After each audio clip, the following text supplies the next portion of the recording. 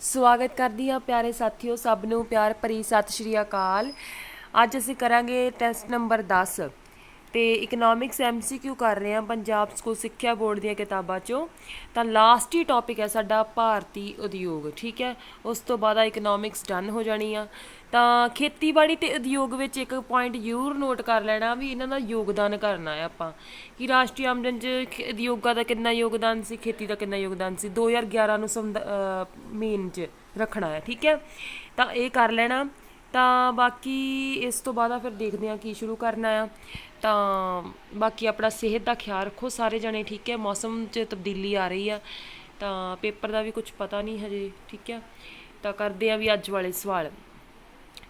ਭਾਰਤ ਵਿੱਚ ਹਰੀ ਕ੍ਰਾਂਤੀ ਲਿਆਉਣ ਵਿੱਚ ਕਿਸ ਨੇ ਸਹਿਯੋਗ ਕੀਤਾ? ਹਾਂ, ਭਾਰਤ ਵਿੱਚ ਦੇਖੋ ਹਰੀ ਕ੍ਰਾਂਤੀ ਵਰਲਡ ਲੈਵਲ, ਫਿਰ ਇੰਡੀਆ ਲੈਵਲ ਤੇ, ਠੀਕ ਹੈ। ਭਾਰਤ ਵਿੱਚ ਹਰੀ ਕ੍ਰਾਂਤੀ ਲਿਆਉਣ ਵਿੱਚ ਕਿਸ ਨੇ ਸਹਿਯੋਗ ਕੀਤਾ? ਡਾਕਟਰ ਨਾਰਮਨ ਵਰਲੌਗ, ਭਾਰਤੀ ਖੇਤੀਬਾੜੀ ਅਨੁਸੰਧਾਨ ਸੰਸਥਾ, ਉਪਰੋਕਤ ਦੋਵੇਂ ਜਾਂ ਉਪਰੋਕਤ ਕੋਈ ਨਹੀਂ। ਹੁਣ ਧਿਆਨ ਨਾਲ ਸਮਝਣਾ ਇਸ ਸਵਾਲ ਨੂੰ।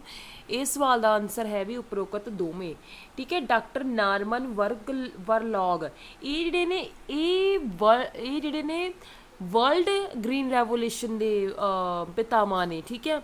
ਤਾਂ ਇਹਨਾਂ ਦਾ ਯੋਗਦਾਨ ਰਿਹਾ ਕਿ ਇੰਡੀਆ ਵਿੱਚ ਵੀ ਇਹਨਾਂ ਨੇ ਹਰੀ ਕ੍ਰਾਂਤੀ ਲਿਆਉਣ ਦੀਆਂ ਕੋਸ਼ਿਸ਼ਾਂ ਕੀਤੀਆਂ ਨੇ, ਠੀਕ ਹੈ। ਇਹਨਾਂ ਦਾ ਤੇ ਭਾਰਤੀ ਖੇਤੀਬਾੜੀ ਅਨੁਸੰਧਾਨ ਸੰਸਥਾ, ਇਹਨਾਂ ਨੇ ਬਹੁਤ ਸਾਰੀਆਂ ਖੋਜਾਂ ਕੀਤੀਆਂ ਖੇਤੀ ਦੇ ਵਿੱਚ, ਠੀਕ ਹੈ।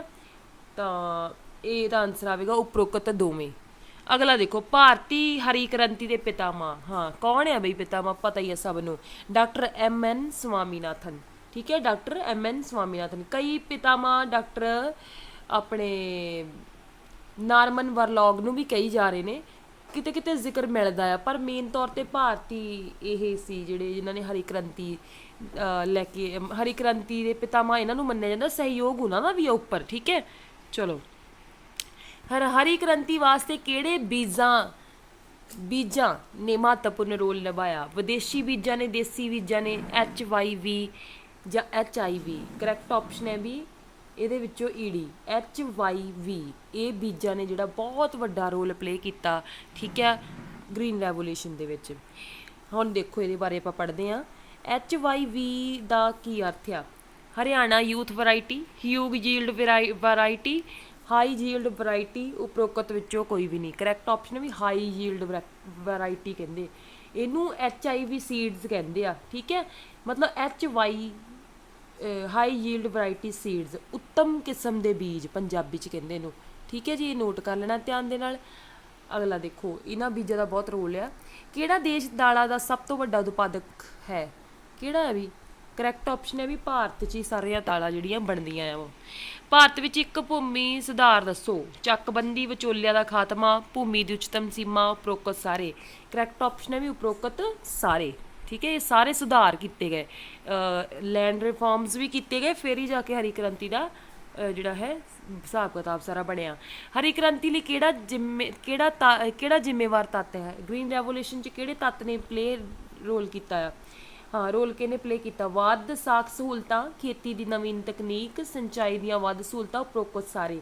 ਕਰੈਕਟ ਆਪਸ਼ਨ ਹੈ ਵੀ ਉਪਰੋਕਤ ਸਾਰੀਆਂ ਹੀ ਗੱਲਾਂ ਨੇ ਰੋਲ ਪਲੇ ਕੀਤਾ ਆ, ਠੀਕ ਹੈ। ਵੱਧ ਸਾਖ, ਜਿਹੜੇ ਕਿਸਾਨ ਸੀ ਉਹਨਾਂ ਨੂੰ ਲੋਨ ਦੀਆਂ ਫੈਸਿਲਿਟੀਜ਼ ਦਿੱਤੀਆਂ ਗਈਆਂ, ਨਵੀਆਂ ਨਵੀਆਂ ਟੈਕਨੀਕਸ ਅਡੋਪਟ ਕੀਤੀਆਂ ਗਈਆਂ ਐਗਰੀਕਲਚਰ 'ਚ, ਜੋ ਫਿਰ ਇਰੀਗੇਸ਼ਨ ਨਾਲ ਸੰਬੰਧਿਤ ਸਹੂਲਤਾਂ ਸੀਗੀਆਂ ਉਹਨਾਂ ਨੂੰ ਵੀ ਅਡੋਪਟ ਕੀਤਾ ਗਿਆ।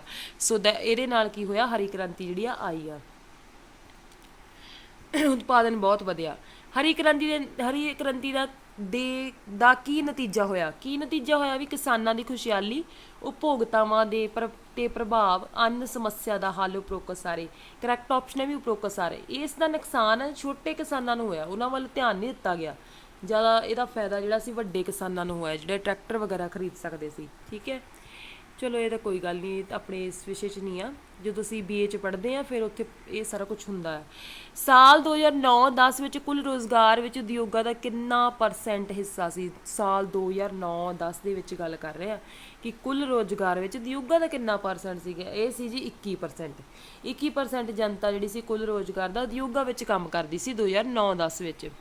ਭਾਰਤ ਦੀ ਰਾਸ਼ਟਰੀ ਆਮਦਨ ਵਿੱਚ ਉਦਯੋਗਾਂ ਦਾ ਕਿੰਨੇ % ਹਿੱਸਾ ਹੈ? ਹਾਂ, ਇਹ ਵੈਰੀ IMP ਸਵਾਲ। ਇੱਕ ਵਾਰੀ ਇਹਨੂੰ ਜਦੋਂ ਪੇਪਰ ਹੋਣਾ ਨਾ, ਉਸ ਤੋਂ ਪਹਿਲਾਂ ਇੱਕ ਵਾਰੀ ਇਹਨੂੰ ਆਪਾਂ ਚੈੱਕ ਕਰ ਲੈਣਾ ਦੁਬਾਰਾ ਫਿਰ ਕਰੈਕਟ ਆਪਸ਼ਨ ਹੈ ਬੁੱਕ ਦੇ ਵਿੱਚ ਜੋ ਲਿਖਿਆ ਹੈ 28%। ਠੀਕ ਹੈ। ਪਹਿਲੀ 5 ਸਾਲਾ ਯੋਜਨਾ ਵਿੱਚ ਰਾਸ਼ਟਰੀ ਆਮਦਨ ਦਾ ਕਿੰਨੇ % ਭਾਗ ਉਦਯੋਗਾਂ ਤੋਂ ਪ੍ਰਾਪਤ ਹੁੰਦਾ ਹੈ? ਹਾਂ, ਪਹਿਲੀ 5 ਸਾਲਾ ਯੋਜਨਾ ਮਤਲਬ 1951। ਠੀਕ ਹੈ, 51 ਤੋਂ 56। ਕਰੈਕਟ ਆਪਸ਼ਨ ਹੈ ਵੀ ਇਹ 16% ਹਿੱਸਾ ਜਿਹੜਾ ਅਸੀਂ 16% ਜਿਹੜਾ ਹਿੱਸਾ ਆ ਉਹ ਪਹਿਲੀ 5 ਸਾਲਾ ਯੋਜਨਾ ਵਿੱਚ ਰਾਸ਼ਟਰੀ ਆਮਦਨ ਦੇ ਵਿੱਚ ਉਦਯੋਗਾਂ ਦਾ ਹੈ। ਠੀਕ ਹੈ ਜੀ। ਭਾਰਤ ਦਾ ਸੰਸਾਰ ਵਿੱਚ ਉਦਯੋਗਿਕ ਦੇਸ਼ਾਂ ਵਿੱਚ ਕਿੰਨਵਾਂ ਸਥਾਨ ਹੈ? ਕਿੰਨਵਾਂ ਸਥਾਨ ਹੈ? 10ਵਾਂ ਸਥਾਨ ਹੈ। ਠੀਕ ਹੈ। ਹੇਠਾਂ ਵਿੱਚੋਂ ਕਿਹੜਾ ਮੁੱਢਲਾ ਉਦਯੋਗ ਹੈ? ਕਿਹੜਾ ਮੁੱਢਲਾ ਉਦਯੋਗ ਹੈ? ਬੇਸਿਕ ਇੰਡਸਟਰੀਜ਼, ਜਿਨ੍ਹਾਂ ਤੋਂ ਬਿਨਾਂ ਹੋਰ ਕੋਈ ਉਦਯੋਗ ਲੱਗ ਹੀ ਨਹੀਂ ਸਕਦਾ। ਸਟੀਲ, ਲੋਹਾ, ਕੋਲਾ, ਬਿਜਲੀ, ਉਪਰੋਕਤ ਸਾਰੇ। ਕਰੈਕਟ ਆਪਸ਼ਨ ਹੈ ਵੀ ਉਪਰੋਕਤ ਸਾਰੇ। ਅਗਲਾ ਦੇਖੋ ਸਵਾਲ, ਉਹ ਉਦਮ ਜਿਨ੍ਹਾਂ ਦੀ ਮਲਕੀਅਤ ਸਰਕਾਰ ਦੀ ਹੁੰਦੀ ਹੈ? ਸਰਵਜਨਿਕ ਉਦਮ, ਨਿੱਜੀ ਉਦਮ, ਸੰਯੁਕਤ ਉਦਮ, ਉਪਰੋਕਤ ਕੋਈ ਵੀ ਨਹੀਂ।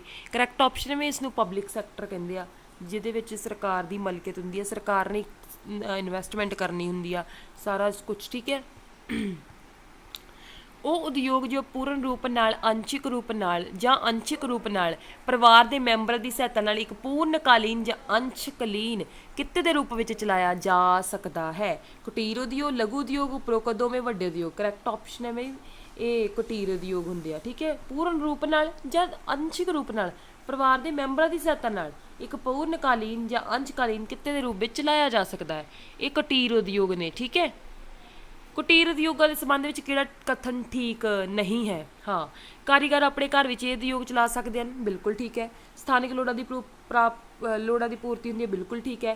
ਘੱਟ ਪੂੰਜੀ ਲੱਗਦੀ ਹੈ, ਬਿਲਕੁਲ ਠੀਕ ਹੈ। ਮਸ਼ੀਨਾਂ ਦੀ ਵਰਤੋਂ ਨੋ, ਇਹ ਨਹੀਂ ਹੁੰਦੀ। ਇਹਦਾ ਮਤਲਬ ਇਹ ਕਥਨ ਬਿਲਕੁਲ ਗਲਤ ਹੈ। ਇਹਦਾ ਮਤਲਬ ਸਾਡੇ ਕੁਐਸਚਨ ਦਾ ਆਨਸਰ ਇਹ ਸਹੀ ਆ, ਇਹ ਵਾਲਾ।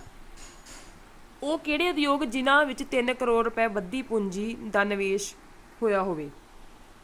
ਜਿਨ੍ਹਾਂ ਵਿੱਚ 3 ਕਰੋੜ ਦੀ ਬੱਧੀ ਪੂੰਜੀ ਦਾ ਨਿਵੇਸ਼ ਹੋਇਆ ਹੋਵੇ, ਇਹ ਹੁੰਦੇ ਜੀ ਲਘੂ ਉਦਯੋਗ। ਠੀਕ ਹੈ। ਛੋਟੇ ਉਦਯੋਗ ਜਿਨ੍ਹਾਂ ਵਿੱਚ 3 ਕਰੋੜ ਰੁਪਏ ਦੀ ਬੱਧੀ ਪੂੰਜੀ ਦਾ ਇਨਵੈਸਟਮੈਂਟ ਜਿਹੜੀ ਕੀਤੀ ਗਈ ਹੋਵੇ ਘੱਟੋ ਘੱਟ।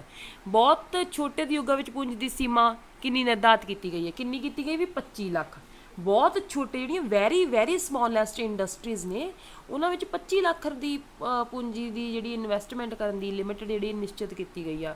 ਤਾਂ ਲਘੂ ਦੇ ਵਿੱਚ ਯਾਦ ਰੱਖ ਲੈਣਾ ਇਸ ਨੂੰ, 3 ਕਰੋੜ ਰੁਪਏ ਦੀ ਬੱਧੀ ਪੂੰਜੀ। ਲਘੂ ਜਾਂ ਛੋਟੇ ਉਦਯੋਗ ਦੇ ਸੰਬੰਧ ਵਿੱਚ ਕਿਹੜਾ ਕਥਨ ਠੀਕ ਨਹੀਂ ਹੈ? ਇਸ ਵਿੱਚ ਪਰਿਵਾਰਕ ਮੈਂਬਰ ਕੰਮ ਕਰਦੇ ਹਨ, ਇਹ ਉਦਯੋਗ ਸ਼ਹਿਰਾਂ ਵਿੱਚ ਲੱਗਦੇ ਹਨ, ਇਹ ਉਦਯੋਗ ਸ਼ਕਤੀ ਨਾਲ ਚੱਲਦੇ ਹਨ, ਇਹਨਾਂ ਵਿੱਚ ਆਧੁਨਿਕ ਵਸਤਾਂ ਜਿਵੇਂ ਰੇਡੀਓ, ਟੈਲੀਵਿਜ਼ਨ, ਇਲੈਕਟ੍ਰੋਨਿਕਸ ਦਾ ਸਮਾਨ ਬਣਦਾ ਹੈ। ਕਰੈਕਟ ਆਪਸ਼ਨ ਹੈ ਵੀ ਪਰਿਵਾਰਕ ਮੈਂਬਰ ਕੰਮ ਕਰਦੇ ਹਨ। ਇਹ ਗਲਤ ਵਾ ਕਥਨ। ਠੀਕ ਹੈ। ਪਰਿਵਾਰਕ ਮੈਂਬਰ ਨਹੀਂ ਕਰਦੇ, ਸਗੋਂ ਪਹਾੜੇ ਤੇ ਮਜ਼ਦੂਰ ਜਿਹੜੇ ਰੱਖੇ ਜਾਂਦੇ ਆ ਲਘੂ ਉਦਯੋਗਾਂ ਵਿੱਚ, ਇਹ ਸ਼ਹਿਰਾਂ ਵਿੱਚ ਲੱਗਦੇ ਆ। ਹੇਠ ਲਿਖਿਆਂ ਵਿੱਚੋਂ ਭਾਰਤ ਦੀ ਧੀਮੀ ਗਤੀ ਦਾ ਕੀ ਕਾਰਨ ਹੈ? ਭਾਰਤ ਦੇ ਉਦਯੋਗਾਂ ਦੀ ਧੀਮੀ, ਇੱਥੇ ਲਿਖੋ ਭਾਰਤ ਦੇ ਉਦਯੋਗਾਂ ਦੀ ਧੀਮੀ ਗਤੀ ਦਾ ਕੀ ਕਾਰਨ ਹੈ?